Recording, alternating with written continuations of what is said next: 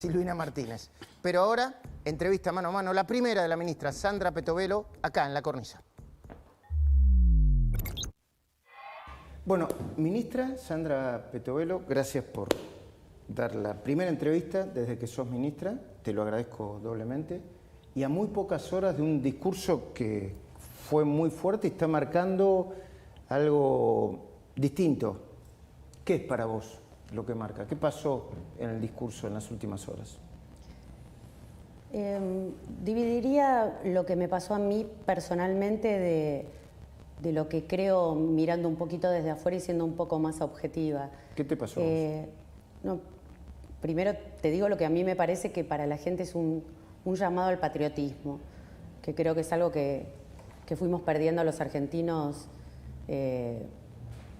a partir de padecer en casi todos los gobiernos las consecuencias de políticas incorrectas.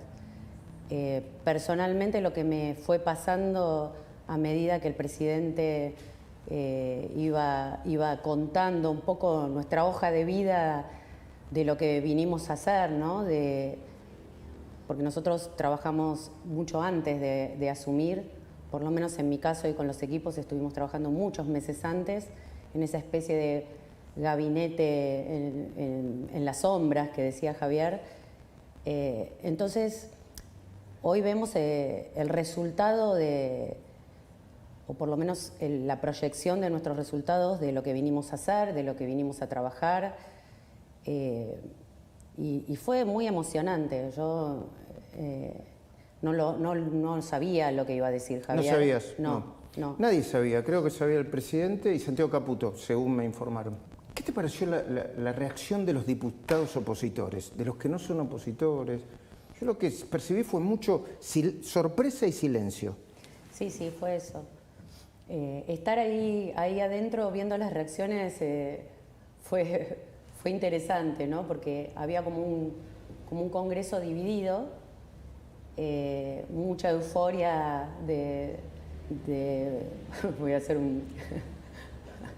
un paralelo con la realidad, ¿no? La derecha estaba eufórica y la izquierda no tanto, ¿no?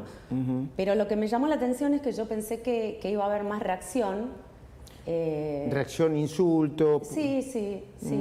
Y no pasó eso. Yo creo que descolocó un poco, ¿no? Y bueno, y lo más interesante que leo yo es ese puente que tiende el presidente para que podamos acordar y ver cómo construimos entre todos, ¿no? Para adelante. Cuando definió el Ministerio de Capital Humano, dijo Sandra Petovelo, la ministra va a ser la única que va a tener billetera. Y de hecho tenés responsabilidades porque todas las secretarías que tenés debajo tuyo son ministerios. Tuviste incluso encuentros casi físicos con gente que decía que tenía hambre y que te venía a golpear acá, ¿no? ¿Tiene hambre la gente? Yo voy a atender uno por uno a la gente que tiene hambre, no a los referentes. Que les voy a anotar el DNI, les voy a anotar el nombre, de dónde son y van a recibir ayuda individualmente. ¿Qué te pasó cuando sucedió eso? ¿Qué sentiste de verdad? Bueno, mira, en todos esos meses que fuimos trabajando, cuando me decían, bueno, ¿y qué vas a hacer cuando te encuentres con los piqueteros? Porque la verdad que los piquetes eran algo cotidiano, ¿no? Algo que sucedía todos los días en Argentina y que también partía en el sentido de que hay un montón de gente que venía a hacer sus pedidos. Y por el otro lado, gente que no está de acuerdo con eso y que se molestaba. Entonces, la verdad que yo creo mucho en el encuentro con las personas. Cara a cara. Sí, y cuando me decían eso yo decía, bueno, yo voy a ir y yo voy a hablar con ellos.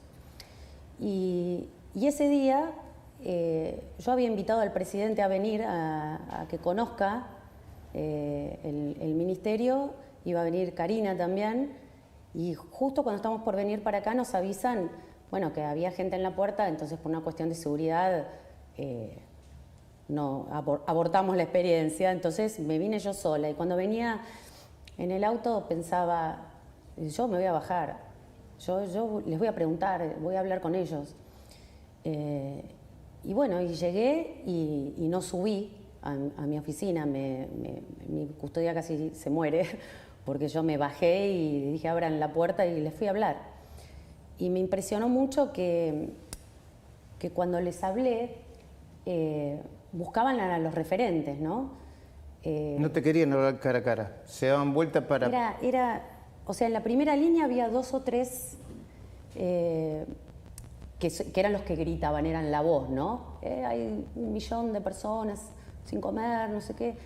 Entonces yo ahí le respondo, bueno, pero si tienen hambre, pasen, yo los voy a atender. Y miraba la segunda línea y tercera línea y yo le vi en los ojos que querían entrar. Entonces ya había pedido que me bajen una mesa y que les iba a anotar el DNI, que quería identificarlos, ¿no? Bueno, y me senté ahí y no pasó nadie, pero no es que no pasaron porque no querían. ¿Por qué? No pasaron porque estaban esperando a los referentes, estaban esperando qué hacer. Entonces, según vos, demostraban que no eran espontáneos, sino que estaban detrás de una organización... Que tenían viciada la voluntad. ¿Qué tenían? Viciada la voluntad. No podían decidir por sí mismos, pero no porque no pudieran por un impedimento personal o hay mucha estigmatización, ¿no? De que no pueden decidir por sí mismos, y yo no creo en eso. Y yo me di cuenta... ¿Vos crees que son apretados, lo voy a decir yo, apretados, extorsionados para quebrarle la voluntad y darle esa limosna que... No lo digo yo, lo dicen ellos mismos. Y la línea en donde ellos llaman y pueden expresarlo fue contundente. Eso que algunos presuponían y no se podía probar, se probó. Grabois acaba de escribir en su cuenta de X: saben qué pasa con cada alimento, como dijo el presidente, que se reparte, porque no reparten ninguno. La casta come todos los días, los pibes no. No le voy a responder, no voy a responderle. ¿Te inició una causa penal? Sí. ¿Por qué? ¿Y cuál es? A él. Bueno, te acusa al ministerio de no distribuir los alimentos. Es que el problema es ese. Evidentemente les importa mucho el modo en el que se distribuye o se proyecta la política alimentaria. Y nosotros planificamos que sea de otra manera. ¿De qué manera? De una manera que evidentemente a los organizadores de las organizaciones sociales, valga la redundancia, no les conviene quizás. Nosotros queremos porque nosotros queremos transparencia. Nosotros, la única mediación que admitimos es la de la transparencia a través de organismos internacionales que auditan el dinero que nosotros le damos para las organizaciones. Cuando entrevistamos al presidente con Esteban Trebuch y con Pablo Rossi, yo no sé si fue en esa entrevista, fuera de la entrevista, o en la que le hice luego, en donde él nos dijo: a mí me mostraron una caja de alimentos, yo tomé los fideos los pones en agua para hervir y se disuelven. Se disuelven. Sí. Esas eran las cajas de alimentos que había y esas es las que no repartieron. Haceme entender, para que la audiencia entienda, la gente entienda. Bueno, esa anécdota me la contó alguien que no quiero nombrar, que sabe mucho del tema social y en una visita que había hecho mucho antes de asumir o de pensar que podíamos ganar, me comentó eso, ¿no? Que compraban, por ejemplo, fideos en algunas empresas de segunda, tercera calidad y eso es lo que le daban a la gente, ¿no? Entonces nosotros pensamos la política alimentaria de otro modo, del modo que lleguen los secos, lleguen los frescos y que los chicos se puedan nutrir adecuadamente y que no se haga negocio con los alimentos, porque realmente eso es abominable, ¿no?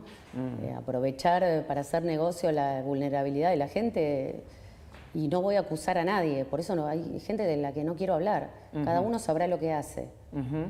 Bueno, pero si encuentran mala distribución o delitos o cartelización, tienen que denunciarlo, ¿no? Sí, bueno, nosotros estamos auditando todo lo que corresponde al Ministerio de Capital Humano y todo lo que fuimos encontrando se hicieron las denuncias correspondientes. ¿Con qué se encontraron? En términos generales, ¿con qué se encontraron? Primero, ¿te sorprendió con lo que te encontraste? Y hay una brecha entre en lo que uno piensa como ciudadano y con lo que nos encontramos. Porque ahora es concreto, ¿no? Lo que se encuentra es concreto.